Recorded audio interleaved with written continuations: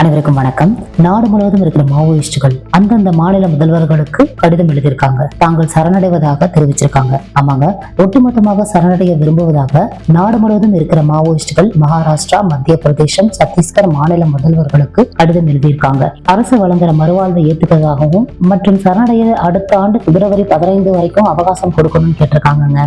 ஆமா, நம்ம நாட்டுல மகாராஷ்டிரா மற்றும் மத்திய பிரதேசம், சத்தீஸ்கர், தெலுங்கானா, மேற்கு வங்கம், ஜார்க்கண்ட், பீகார் இந்த மாதிரி மாநிலங்கள்ல எல்லாமே பாத்தீங்கன்னா நக்சல்கள், அது மட்டும் இல்லாம மாவோயிஸ்ட்கள் இவங்களுடைய ஆதிக்கம், அட்டகாசம் ரொம்ப அதிகமாக இருந்தது. இவர்கள் ஏற்படுத்தும் வன்முறை சம்பவங்கள்ல நிறைய பொதுமக்களும் இருந்தாங்க, பாதுகாப்பு படையினர்களும் இருந்தாங்க. மத்திய அரசு கடந்த மார்ச் மாதத்துல இருந்து பாத்தீங்கன்னா அவங்க எடுத்துக்கிட்ட ஒரு உறுதி என்னன்னா, அடுத்த ஆண்டு மார்ச் இறுதிக்குள்ள நக்சல்கள் இல்லாத தேசமாக நாட்டை உருவாக்குவது மத்திய அரசினுடைய முக்கிய கடமை. அதுதான் முக்கிய உறுதின்னு சொல்லிட்டு பிரதமர் நரேந்திர மோடியும் மத்திய உள்துறை அமைச்சர் அமித்ஷாவும் அறிவு கொடுத்தாங்க.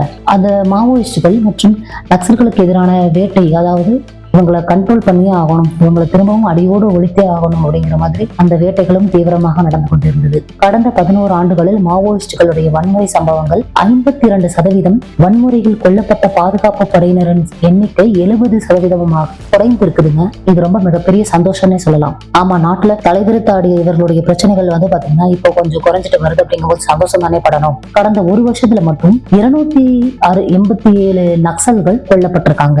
ஆமாங்க, 1000க்கும் மேற்பட்ட நக்சல்கள் கைது செய்யப்பட்டிருக்காங்க. கடந்த 18ஆம் தேதி ஆந்திரா, சத்தீஸ்கர், தெலுங்கானா மாநில எல்லைகள்ல அல்லூரி சிதாராமா மாவட்டத்துல பாத்தீங்கன்னா பாதுகாப்பு படையினர்கள் மற்றும் மாவோயிஸ்டுகளுக்கு இடையே கடுமையான சண்டை நடந்தது. அந்த துப்பாக்கிச்சூடு சண்டையில மாவோயிஸ்டுடைய மத்திய குழு உறுப்பினர் மத்வி ஹித்மா, அவருடைய மனைவி ராஜே, அவரோட உட்பட 6 பேர் கொல்லப்பட்டாங்க. மாவோயிஸ்ட் அமைப்புகளுக்கு இது கடும் பின்னடைவை ஏற்படுத்தியதுன்னே சொல்லலாங்க. ஆமா, மிகப்பெரிய பயத்தை உண்டாக்கியதுன்னே சொல்லலாம். அரசினுடைய கோரிக்கையை ஏற்றுக்கொண்டு இந்திய கம்யூனிஸ்ட், மாவோயிஸ்ட் உட்பட பல்வேறு நக்சல் அமைப்புகளை சேர்ந்த நபர்கள் எல்லாமே என்ன பண்ணாங்கன்னா, ஆயுதங்களை ஒப்படைத்துட்டு சரணடைந்து வரணும் அப்படின்னு சொல்லி இந்த தீவிரமான தாக்குதல்கள் நடந்து கொண்டு இருக்குது. இது போராடி வர மாவோயிஸ்ட் அமைப்புகளை மேலும் பலவீனப்படுத்தி இருக்குதுன்னே சொல்லலாம். அதனால என்ன பண்ணிட்டாங்கன்னா, நாங்க சரணடைகிறோம்னு சொல்லிட்டாங்க. அவகாசம் கேட்டிருக்காங்க. அடுத்த ஆண்டு பிப்ரவரி மாதம் 15 தேதி வரைக்கும் அவகாசம் வேணும்னு கேட்டிருக்காங்க. 3 மாநிலங்கள்ல மாவோயிஸ்டுகளுடைய சிறப்பு மண்டல குழுக்கள் இருக்குது. அவங்களோட அந்த செய்தி தொடர்பாளர்களுக்கு பாத்தீங்கன்னா கடந்த 22ஆம் தேதி எழுதியிருக்கிற அந்த கடிதத்திலாவது என்ன சொல்லியிருக்காங்கன்னு கேட்டீங்கன்னா, நாங்கள் மாவோயிஸ்டுகளுடைய இயக்க செயல்பாடுகளையும் ஆயுத போராட்டங்களையும் கைவிட்டு விட்டு சரணடைய விரும்புகிறோம் அப்படின்ட்டாங்க. மாநில அரசுகள் வழங்குற மறுவாழ்வு திட்டத்தை ஏத்துக்க விரும்புகிறோம். நாங்க சரணடைகிறதுக்கு உரிய அவகாசம் மட்டும் வேணும் அப்படின்னு கேட்டிருக்காங்க. மாவோயிஸ்ட் அமைப்பில் உறுப்பினர்களில் இருக்கிற எல்லாருக்கும் தொடர்பு கொண்டு சரணடைய தேவையான செய்தி அவர்களுக்கு தெரிவிக்கணும். அதற்காகவே அவகாசம் கேட்கிறோம் அப்படின்னு நாங்க ஒட்டுமொத்தமா சரணடைறதுக்கு அடுத்த ஆண்டு பிப்ரவரி 15 வரைக்கும் அவகாசம் கொடுக்க வேண்டும். அதுவரைக்கும் 3 மாநில அரசுகளும் நிதானத்தை கடைபிடித்து எங்களுக்கு தேவையான நடவடிக்கைகளை செய்து கொடுக்கணும். அதாவது எங்களுக்கு எதிரான நடவடிக்கைகளை கொஞ்சம் நிறுத்துமாறு நாங்களே கேட்டுக்கிறோம்னு சொல்லியிருக்காங்க. இந்த கோரிக்கை அடுத்த சில நாட்களுக்கு வானொலியில் ஒளிபரப்ப வேண்டும் எனவும் கேட்டிருக்காங்க. இந்த மாதிரி கடிதத்துல யாராவது, அதாவது மாவோயிஸ்டுடைய செய்தி தொடர்பாளர் இருக்காங்க இல்லையா, அவங்க அனுப்பிச்சிருக்காங்க.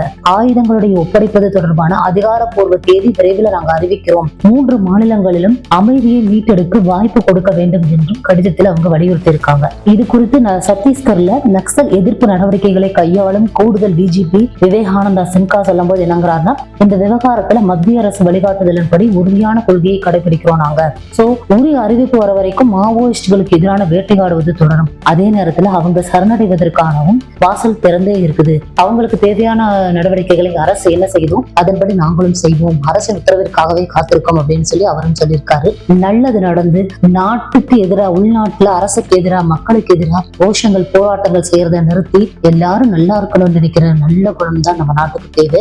நான் மோடி பதவியேற்று 11 ஆண்டுகள்ல பாத்தீங்கன்னா இந்த நாட்டுல மாவோயிஸ்டுகளுடைய நக்சல்கள் இவங்களுடைய தொல்லைகள் முடியுது. அப்படிங்கும் போது இது மிகப்பெரிய நிம்மதி பெருமூச்சுன்னே சொல்லலாம். பாதுகாப்பு படையினர்களுடைய இழப்புகளும் குறையும், பாவி மக்கள் பலியாகிறதும் குறையும். எல்லாம் நல்லதே நடக்கும். நக்சல்களாக இருக்கிறவங்க, மாவோயிஸ்ட் இருக்கிறவங்களுக்கும் நல்ல ஒரு வாழ்க்கை வழிகாட்டியாக அரசு இருக்கும்னு சொல்லிட்டு நம்ம நம்புவோம். நன்றி, வணக்கம்.